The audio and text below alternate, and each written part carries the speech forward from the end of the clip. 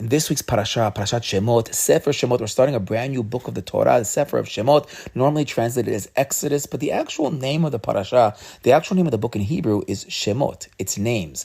Now, it's true that at the very beginning of the parasha, we're going to mention the brothers that came down, the 12 tribes, and that eventually they're going to be 70 people family, and then in our parasha, they've already multiplied into a whole nation.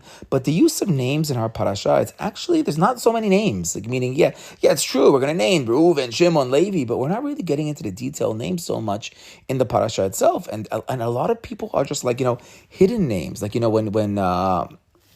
when Amram is going to marry Yocheved, when Moshe's parents are going to get married, the Torah is going to have it like, and what we spoke once about the secret of anonymity. It's not even clear who they are, because it says that this guy from the house of Levi, from the Beit Levi, marries a Bat Levi, and you see that the concept of names is actually not so popular in the sixth parasha. We have Bat Paro, we're only going to learn her name is Batia Bitia later on in the Navi, but we have the Bat Paro in our parasha. Everybody's just named based off of titles and based on, what they're doing in life, but we don't really find so much names in the parasha. Eventually, when we get to next week's parasha, we're going to go more into detail about who is Aharon, who is Moshe, where did they come from. We'll get into that in Parashat Va'era. But now in Sefer Shemot, it's like kind of, we don't really have names. Now, a little bit, Moshe is going to ask God, they're going to want to know your name. What is your name, HaKadosh Baruch Hu? What name should I tell them? God's going to respond. So in a certain aspect, names might refer to HaKadosh Baruch Hu. On a deeper level, Chazal tell us in the Midrash that one of the zechuyot, that one of the merits that made it so that Bnei Israel could leave Mitzrayim was that they kept their Jewish names. They didn't change their names to Egyptian names. They actually stayed Jewish. And I actually heard from one of my friends, he was telling me that, it could be that people are hiding their names in this week's parasha because when you're slaves, when there's like all this anti-Semitism taking place in the world, sometimes, Jews feel the need to hide a little bit more their names. So while we kept our names, we kept true to who ourselves and our essences, we still have to be a little bit more careful when dealing with the outside world. So I want to deal with a question that I heard from one of our alums, one of our alumni. This is an alumnus. We have Eliana Shalamoff in a dvar Torah she sent out last year, which I thought was awesome. She says, okay, so Chazal tell us that one of the zechuyot of the Jewish people is that we kept our Jewish name. But wait a second. We actually have two names in this week's parasha. We have the names of Shifra and Puah. They were the two midwives that helped deliver the babies, and Paro had told them that you guys are the head midwives, you guys are the head birthers of the Jewish people, and I want you to kill all the babies. And they didn't do that. They had Yirat Hashem, and they feared God, and they actually saved the babies' lives. They made sure they didn't die. And then Paro gets angry at them, so the next plan is to throw the boys into the river. But these Shifra and Puah were really holy women. So now, who were these Shifra and Puah? So according to a simple pshat, they were some Egyptians who were named Shifra and Puah, and God's going to bless them. But according to the Midrash, Rashi brings it down on the spot. Shifra and Puah are actually Yocheved and Miriam. So what is the name Shifra and Puah? So Shifra and Puah says our alumnus, says a lot of Shalamoff, they are probably, that's their Egyptian name. That would be the name that Paro had given them. So what are we saying right now? That the Jewish people kept their names? That's the merit of the Jewish people? That's not true. We see that their names are Shifra and Puah. So they didn't keep their names. Like, what's going on over here? So she answers beautifully that Shifra and Puah, that was the name that Paro had given them. Meaning, they wanted to keep their Jewish names, but because they had such an important role, they're officials in the government, so Paro changes their name. Similar to how Paro gave Yosef an Egyptian name, he changes Yosef's name to Safnat Pa'aneach, so he names Miriam and Yocheved and Miriam by these Egyptian names. Why? Because Paro understood something. Paro understood that these Jewish people are never going to murder their kids. If they stay with their Jewish essence, if they stay with their midot, with their values, with their Yirat Hashem, there's no way they're going to be part of his plan to kill the babies. But if I could assimilate them out, if I could make them really feel part of the aristocracy of Mitzrayim, I can make them feel Egyptianized, so they're going to want to follow with the plan because now they're one of us. Now they're one of our advisors. They're one of our they're one of our officials. So therefore, Shifra and Puah, those are the ones that are going to be able to. These Egyptian women, these Jews that have become Egyptian, they're going to be able to sell out their Jewish family and kill those babies because they become part of the Egyptian family. But ultimately, what do we know about Yocheved and Miriam?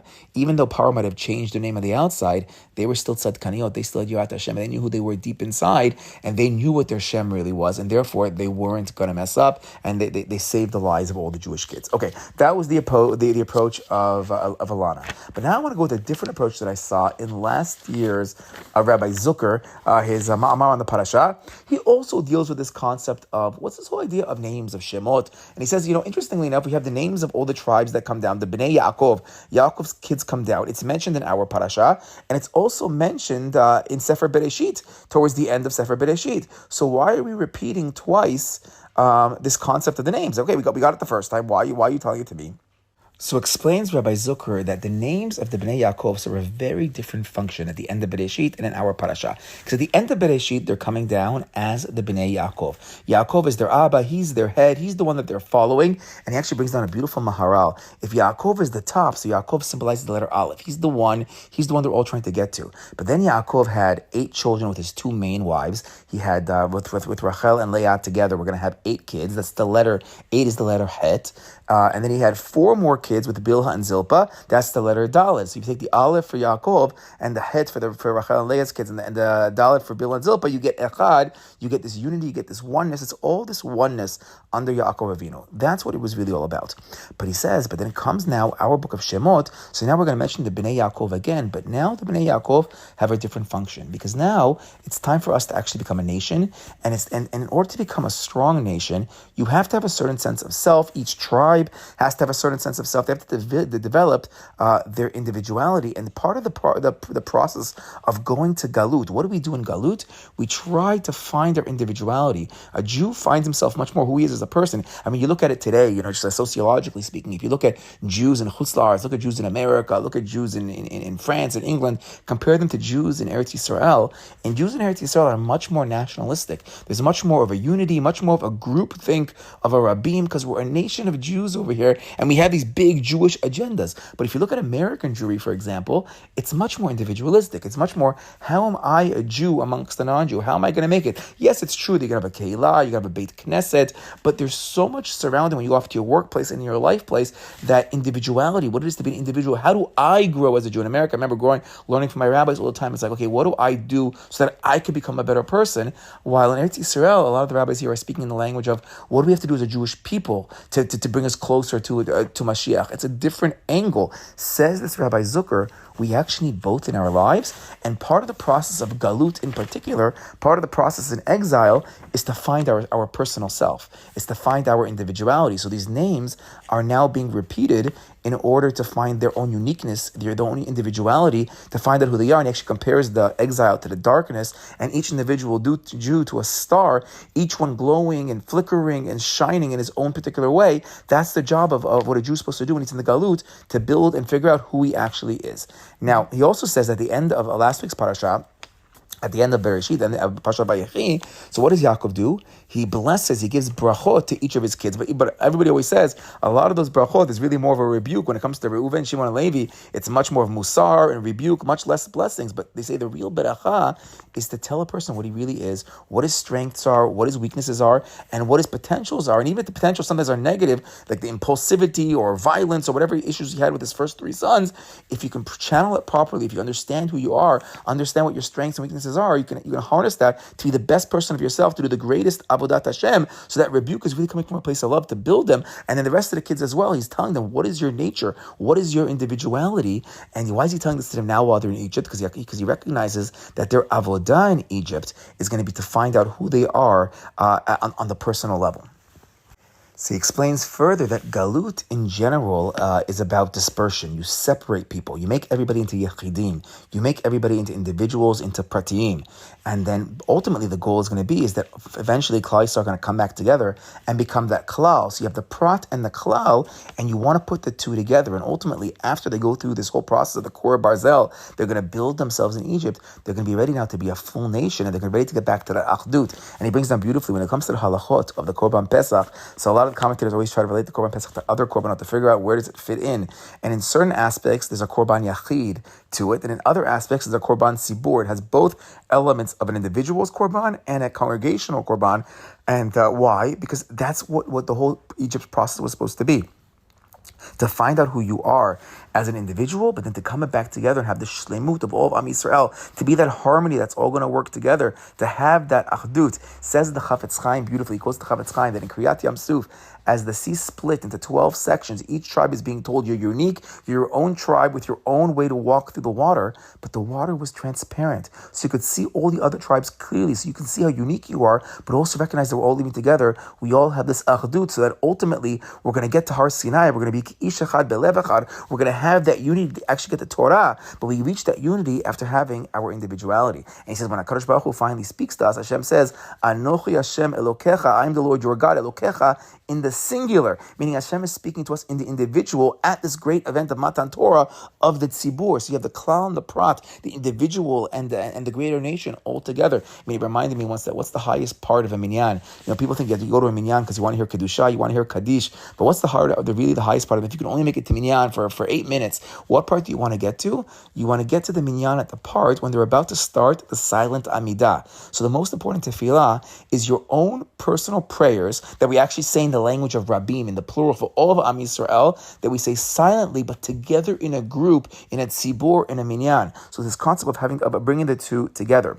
Now he says, Paro was this evil Rasha, this wicked Paro. What was his agenda of Klal Yisrael? What did he want to do? He wanted to really, he was making us into a slave, because a lot of times the slave is the exact opposite of the unique individual person. The slave is the person who has no name. His name is erased. He's just a servant. He's just a slave. He just does whatever his master says, and there's no koach to who he is as a person. That was Paro's goal. Paro realized we're trying to figure ourselves out. So Paro was like, no. These are a bunch of Jews. They're all the same. There's nothing to them. They're all a bunch of slaves. Now says Rav Zucker is coming back to what Alana said. He goes, okay, let's get to Shifra and Puah for a second. If you look at the pasuk says, Vayomer. The first pasuk says, Vayomer Melech Mitzrayim LaMeladot. For Yispi Hariyot, and the Melech Mitzrayim speaks to these Jewish midwives. Asher Shema Achad Shifra v'Shema Shenit Puah. One's name is Shifra and the other one's name is Puah. Vayomer B'Yadachet Hariyot. Then he tells them when you're going to help give birth to these kids, when you be at the birthstone, please kill the boys and you can save the girls. But he says, why is there a double Vayomer? First it says Vayomer to these midwives who are named Shifra and Puah, and then there's a second Vayomer of what they're actually supposed to do. So explains Rab Zucker that the first Vayomer is him actually naming them. He's telling them, you know what your name is? Your name is Shifra and your name is Puah. You are no longer Yocheved and Miriam. Explains Rav Zucker, quoting Rav Tzadok, that the ancient Egyptian custom was to call the slaves by their jobs, by their tasks, and to remove their individual names. So he said, but the greatest zechut of the Jewish people is we kept our names. What was Paro trying to do? He was trying to erase our names. And he's basically saying, you are no longer Yocheved, you are no longer Miriam, you are just your job. You have no sense of self outside of what I, your master, tell you to do. And they explain, what does the name Shifra mean? Shifra comes from the language of Shiper, that she beautified the newborns, made them more beautiful, fixed their body when they were born. And Puah comes from the language of Po'eh. It's like a sense of soothingly crying, like saying even Puah, Puah, being sweet and nice to the children. Your job is to be midwives, to take care of those kids, to make sure that they're healthy, to make sure that they're there. That is your name. You're named after your task because you have no essence outside of your job. And that's what Paro was trying to do. But ultimately, we didn't give in.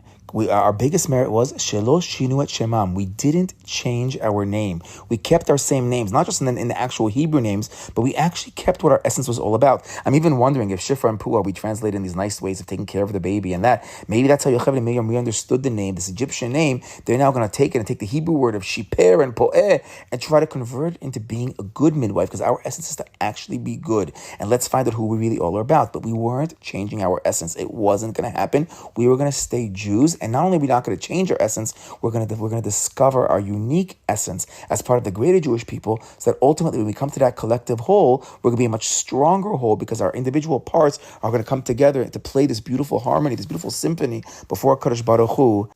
And may we pray, B'ezrat Hashem, that this galut finally fully ends. We've spent so many years, 2,000 years in this last galut. We've learned a lot about Jewish individuality. We've taken a lot of traits. We've learned how to be different from each other. But now, B'ezrat Hashem, let's take our diversity, bring it back together with this collective good to a Kadosh Baruch Hu. So we become an Ish Echad, a Lev Echad, and really serve a Kadosh Baruch Hu together. Shabbat Shalom.